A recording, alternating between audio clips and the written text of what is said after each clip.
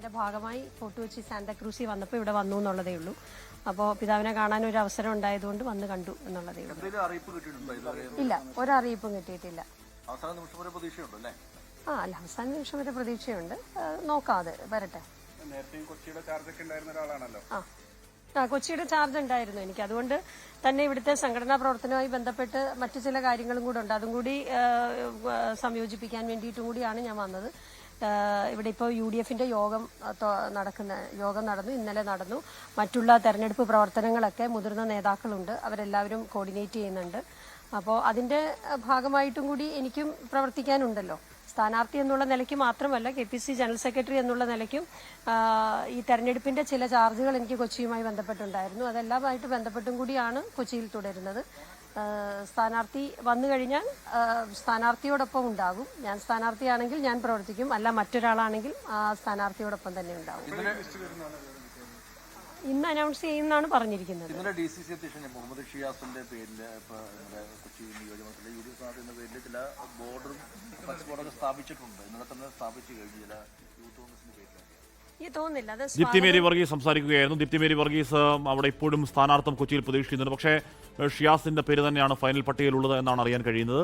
അപ്പോൾ ദീപ്തി മേരി വർഗീസ് പറയുകയാണ്, UDF സ്ഥാനാർത്ഥിയാണെന്നുണ്ടെങ്കിൽ ഞാൻ മത്സരിക്കും, ഇല്ലെന്നുണ്ടെങ്കിൽ UDF സ്ഥാനാർത്ഥി വിജയത്തിന് വേണ്ടി പ്രവർത്തിക്കുമെന്ന് പറയുകയാണ്. ഏതെങ്കിലും തരത്തിൽ സ്വതന്ത്രയായി മത്സരിക്കും എന്ന് പറഞ്ഞാൽ ദീപ്തി മേരി വർഗീസ് ഒക്കെ മഹാരാജാസ് കോളേജിൽ രാഷ്ട്രീയ പ്രവർത്തനം തുടങ്ങി ഇക്കാലം അത്രയും ഈ കണ്ട വർഷങ്ങളൊക്കെയും ഏതെങ്കിലും തരത്തിൽ കാര്യമായ ഒരു അധികാര പദവികളൊന്നും കിട്ടാതെ പ്രവർത്തിച്ച കോൺഗ്രസ് പ്രവർത്തകയാണ്. അപ്പോൾ ഏറ്റവും ഒടുവിൽ കിട്ടിയതാകട്ടെ ഒരു കൊച്ചി കോർപ്പറേഷനിലെ മേയർ സ്ഥാനം, അല്ലെങ്കിൽ മേയറാക്കാം എന്ന ഉറപ്പിൽ മത്സരിച്ച് ലാസ്റ്റ് ഏറ്റവും ഒടുവിൽ VK മിനിക്ക് വേണ്ടി അത് മാറിക്കൊടുക്കേണ്ടി വരുന്ന അവസ്ഥ പോലും ഉണ്ടായി. അപ്പോൾ പൊട്ടിത്തെറിക്കാനാണെങ്കിൽ ആരെക്കാളും കൂടുതൽ പൊട്ടിത്തെറിക്കാനുള്ള ധാർമ്മികാവകാശം ദീപ്തി മേരി വർഗീസിനുണ്ട്. ഇപ്പോഴും ദീപ്തി പക്വമായി സംസാരിക്കുന്നുണ്ടെങ്കിൽ മറ്റു രാഷ്ട്രീയ നേതാക്കൾക്ക് ദീപ്തിയെ മാതൃകയാക്കാവുന്നതാണ്.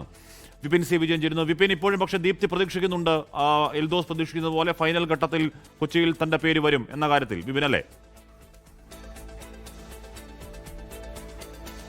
തീർച്ചയായും ആഷ്മി, ഒരു യെസ് ഓർ നോ ഇതുവരെയും നേതൃത്വത്തിന്റെ ഭാഗത്തുനിന്ന് ഉണ്ടായിട്ടില്ല. അതുകൊണ്ട് തന്നെ എല്ലാ മുന്നൊരുക്കങ്ങളും താൻ നടത്തി ഇപ്പോഴും കാത്തിരിക്കുന്നു എന്നുള്ളത് തന്നെയാണ് ദീപ്തി മേരി വർഗീസ് പറയുന്നത്. അത് നാമനിർദ്ദേശ പത്രിക പൂരിപ്പിക്കുന്നതിൽ തുടങ്ങി അവരുടെ പോസ്റ്റർ വരെ എല്ലാം തയ്യാറായിരിക്കുന്നു. ഇനി ആ വിവരം ലഭിച്ചാൽ മാത്രം മതി. ഇനി അത് നോ ആണെങ്കിൽ പോലും താൻ UDFനൊപ്പം നിൽക്കും, താൻ ഒറ്റക്കെട്ടായി തന്നെ മുന്നോട്ട് പോകും, മറ്റ് സംഘടനാ പ്രവർത്തനങ്ങളുമായി താൻ പോകും എന്നുള്ളതാണ് ഇപ്പോൾ ദീപ്തി പറഞ്ഞു വെക്കുന്നത്. ഇന്ന് രാവിലെ തന്നെ പ്രധാനമായിട്ടുള്ള പള്ളികളിലൊക്കെ തന്നെ ദീപ്തി മേരി വർഗീസ് എത്തുന്നു. ഇപ്പോഴിതാ കൊച്ചി രൂപത ആസ്ഥാനത്തെത്തി ബിഷപ്പ് ആന്റണി കാട്ടിൽപ്പറമ്പിലുമായി കൂടിക്കാഴ്ച നടത്തിയിരിക്കുന്നു.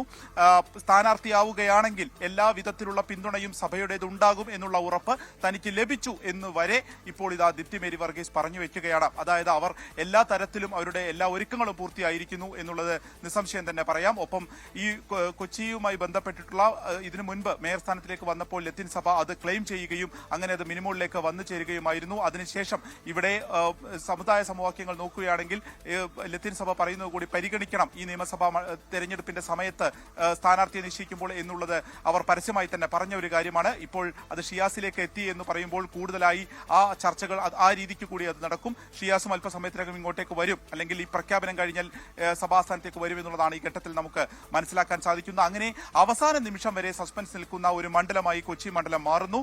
രണ്ടു കൂട്ടരും ഒരുപോലെ തന്നെ പോസ്റ്റർ അടിക്കുകയും പ്രധാനപ്പെട്ട നേതാക്കളെ കാണുകയും ചെയ്യുന്നു. അതിപ്പോൾ കൊച്ചി ആസ്ഥാനത്തേക്ക് വരെ എത്തിയിരിക്കുകയാണ്. ഇനി സ്ഥാനമില്ലെങ്കിൽ പോലും താൻ ഒരു തർക്കത്തിനില്ല എന്നുള്ളത് ഈ ഘട്ടത്തിൽ പോലും പരസ്യമായി തന്നെ പറയുകയാണ് ദീപ്തി മേരി വർഗീസ്.